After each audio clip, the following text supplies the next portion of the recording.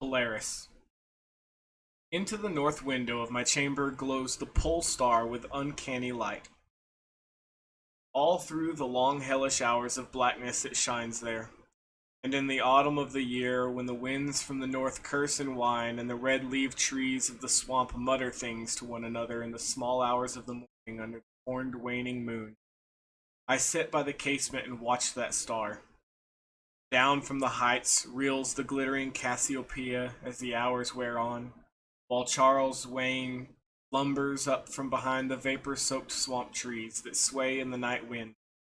Just before dawn, Arcturus winks ruddily from above the cemetery on the low hillock, and Coma Berenice's shimmers weirdly afar off in the mysterious east.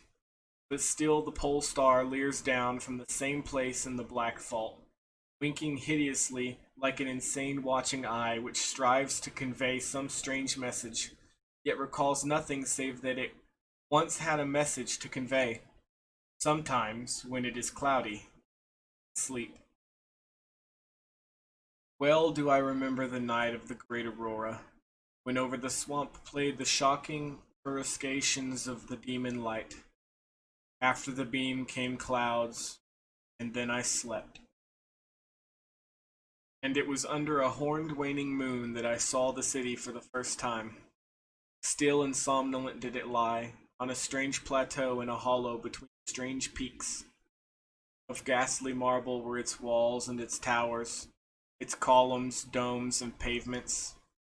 In the marble streets were marble pillars, the upper parts of which were carven into the images of grave bearded men. The air was warm and stirred not. Overhead, scarce 10 degrees from the zenith, glowed that watching pole star. Long did I gaze on the city, but the day came not, and the red Aldebaran, which blinked low in the sky but never set, had crawled a quarter of the way around the horizon. I saw light and motion in the houses and the streets, forms strangely robed, but at once noble and familiar, walked abroad and under the horned waning moon. Men talked wisdom in a tongue which I understood, though it was unlike any language which I had ever known. And when the red Aldebaran had crawled more than halfway around the horizon, there were again darkness and silence. When I awaked, I was not as I had been. Upon my memory was graven the vision of the city, and within my soul had arisen another and vaguer recollection, of whose nature I was not then certain. Thereafter, on the cloudy nights when I could not sleep, I saw the city often, sometimes under the hot yellow rays of a sun which did not set, but which wheeled low in the horizon, and on the clear nights the pole star leered as never before. Gradually, I came to wonder what might be my place in that city on the strange plateau betwixt strange peaks. At first content to view the scene as an all-observant, uncorporeal presence, I now desired to define my relation to it, and to speak my mind amongst the grave men who conversed each day in the public squares. I said to myself, this is no dream, for by what means can I prove the greater reality of that other life in the house of stone and brick, south of the sinister swamps, and the cemetery on the low hillock, where the pole star peeps into my north each night. One night, as I listened to the discourses in the large square containing many statues, I felt a change, and perceived that I had at last a bodily form. Nor was I a stranger in the streets of Alito, which lies on the plateau of Sarkia, betwixt the peaks of Noton and Cataphonic. It was my friend Alos who spoke, and his speech was one that pleased my soul, for it was the speech of a true man, patriot. That night had the news come of Dicos' fall, and of the advances of the Inutos, squat, hellish yellow fiends who 5 years ago had appeared out of the west to ravage the confines of our kingdom, and to besiege many of our towns, having taken fortified places at the foot of the mountains. Their way now lay open to the plateau, unless every citizen could resist with the strength of 10 men, for the squat creatures were mighty in the arts of war, and knew not the scruples of honor which held back our tall, gray-eyed men of Lomar from ruthless conquest. Alos, my friend, was commander of all the forces on the plateau, and in him lay the last hope of our country. On this occasion he spoke of the perils to be faced and exhorted the men of Alato, bravest of the Lomarians, to sustain the traditions of their ancestors, who, when forced to move southward from Zobna before the advance of the great ice sheet, even as our descendants must someday flee from the land of Lomar, valiantly and victoriously swept aside the hairy, long-armed cannibal Nafkas that stood in their way. To me, Alos denied the warrior's part, for I was feeble and given to strange faintings when subjected to stress and hardships. But my eyes were the keenest in the city, despite the long hours I gave each day to the study of the Narcotic manuscript, wisdom of the Zobnarian fathers. So my friend, desiring not to doom me to inaction, rewarded me with that duty which was second to nothing in importance. To the watchtower of Thapnan he sent me, there to serve as the eyes of our army, should the Inutos attempt to gain the citadel by the narrow pass behind the peak Noton, thereby surprise the garrison. I was to give the signal of fire which would warn the waiting soldiers and save the town from immediate disaster.